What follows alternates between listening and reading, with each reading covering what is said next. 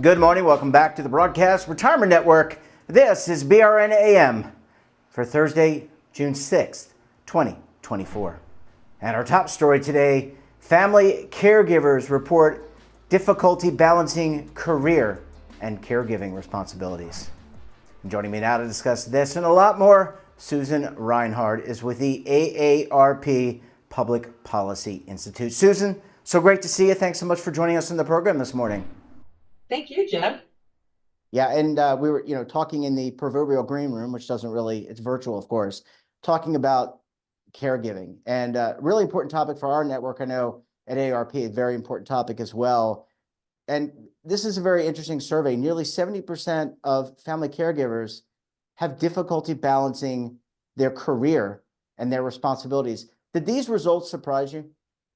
No, because I've been in this field for a very long time and know that there are about 48 million family caregivers, and they're caring for family members, neighbors, friends. It's not always even a relative. And I've known all along that over 60% of them work on top of what they're doing. So juggling is always a problem. The COVID epidemic, in a sense, had a silver lining that some people could work hybrid. Not everybody could work, and be with, the person they're taking care of. But it's really hard to do 20 hours of caregiving on top of your job, which is the average, 20 hours. Yeah, it's a lot. I have to thinking about, Mental Health Awareness Month recently, and thinking about the anxiety and the financial strains.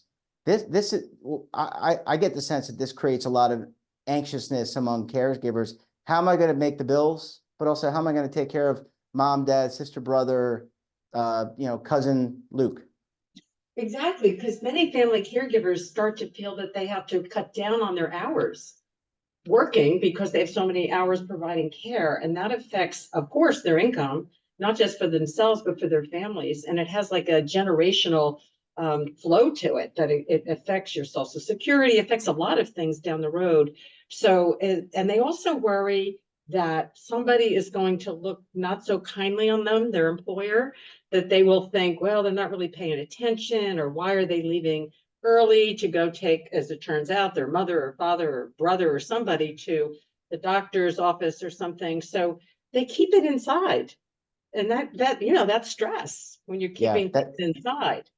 Yeah, that's certainly not good for the heart. It's not good for the body or the mind. You bring up the workforce, and I want to ask you, so much is said in the workforce about the work-life balance. And, I worked in corporate America, and that was hey, we want you to have a work-life balance. Just get it all done before you leave, right? That was the mindset. But in all seriousness, our employers of all stripes, small, mid, large, are they trying to account for this and try to develop benefits and services to support these types of workers? We're seeing more of it. Again, I think COVID really shined a light on the fact that lots of people were family caregivers and they needed that kind of flexibility. So flexibility is the number one thing. If you can offer somebody the ability to work at the different hours and the different places they can work. Of course, not every area can do that. I'm a nurse by background, so you can't just work hybrid all the time as a nurse. But at flexibility and understanding that you have a lot of people who are working for you as an employer who are doing these things. And by the way, they themselves might be doing it. So, they're not immune to being a family caregiver themselves. So being very open to that, sharing the fact that they either are a caregiver themselves or they know others that are, and we understand that this is an economic problem for employers. If they can't retain their workforce, that's a serious problem, trying to replace them. Retention is everything. These family caregivers, they're talented people. They want them to work. They want to do a good job. So the employer needs to do everything they can. Paid family leave, even if it isn't a state or federal benefit, give them that time off that they need to have. That's the other really big important part. Yeah, and your comment made me think about a recent interview we did. What do workers want? And you talked about flexibility. You talked about some of the leave and things like that. More, when you're trying to attract workers to your company or organization, it could be a not-for-profit, it could be public sector, you want attractive benefits, you want things that are going to attract workers. And by the way, Susan, you want to keep them as well.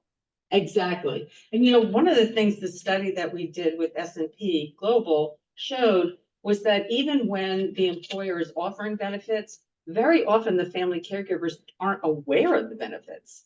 So it's not just creating them, it's letting people know that they exist and letting them know it's okay to use them.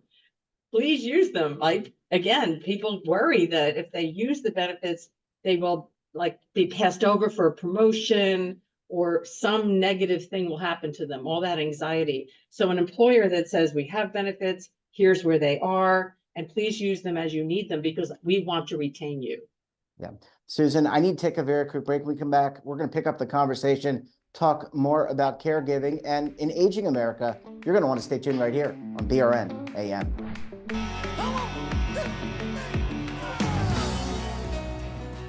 Now is your opportunity to co-create content around any topic on the First Lifestyle and Wellness Network. Reach a global audience through our platform and co-own exclusive branded content. All of our programs are available on demand and also as audio-only podcasts, so you can take us on the go. Broadcast Retirement Network, available anytime, anywhere, and on any device.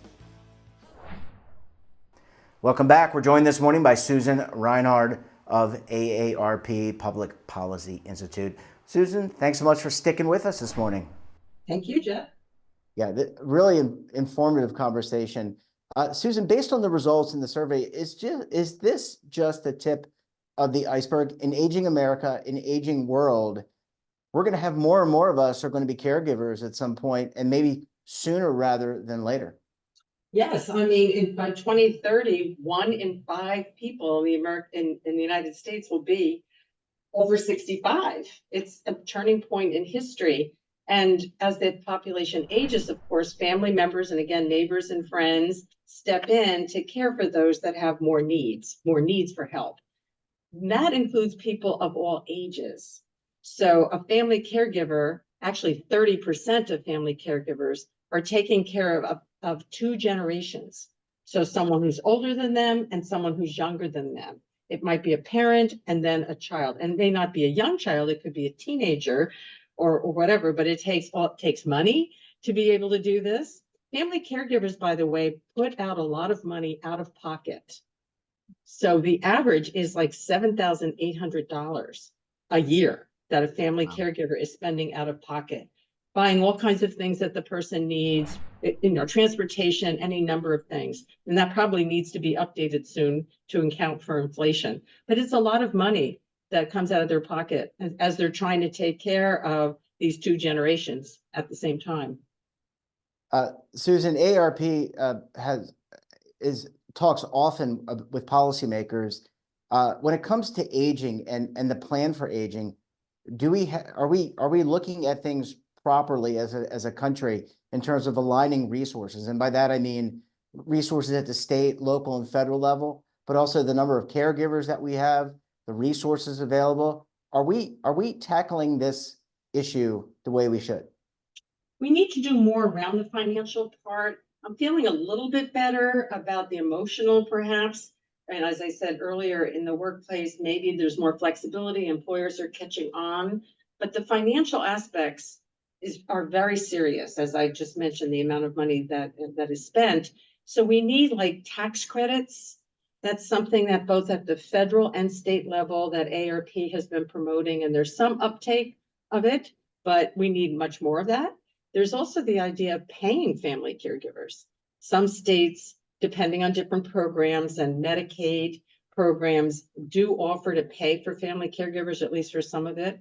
And then there's some states that are developing, the state of Washington, for example, a way of getting an insurance, like a public insurance to help people retire, to be able to take care of long-term care needs, but also provide family caregiving support.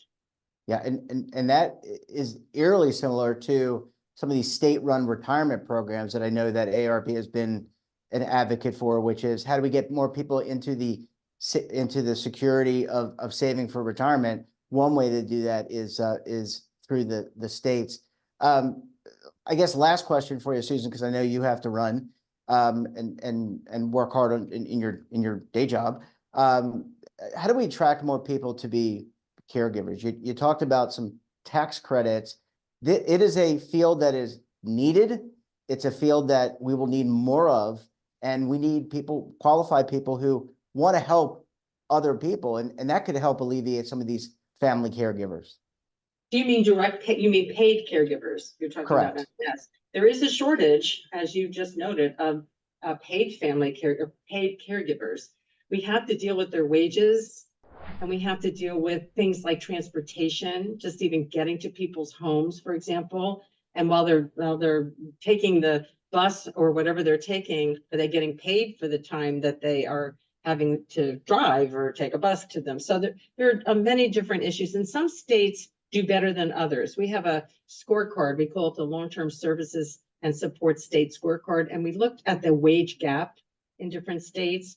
The wages for someone at sort of like an equal level of responsibilities and preparation between direct care workers and others in those, say, people working for McDonald's is very often used as one example. And some states are closer, like there's less of a gap than others. So for example, Washington, D.C.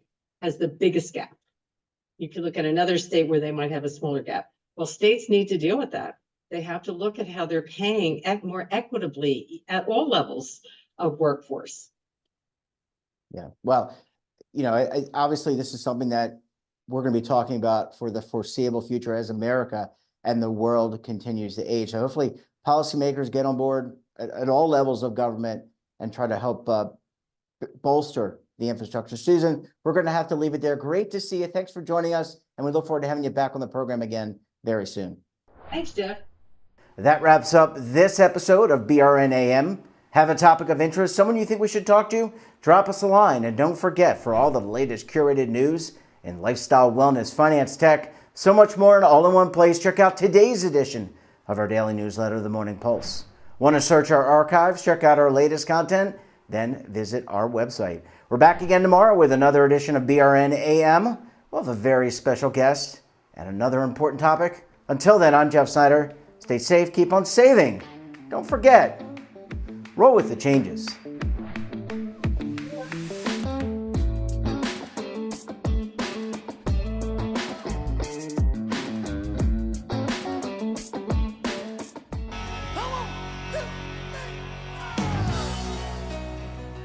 Now is your opportunity to co-create content around any topic on the first lifestyle and wellness network. Reach a global audience through our platform and co-own exclusive branded content.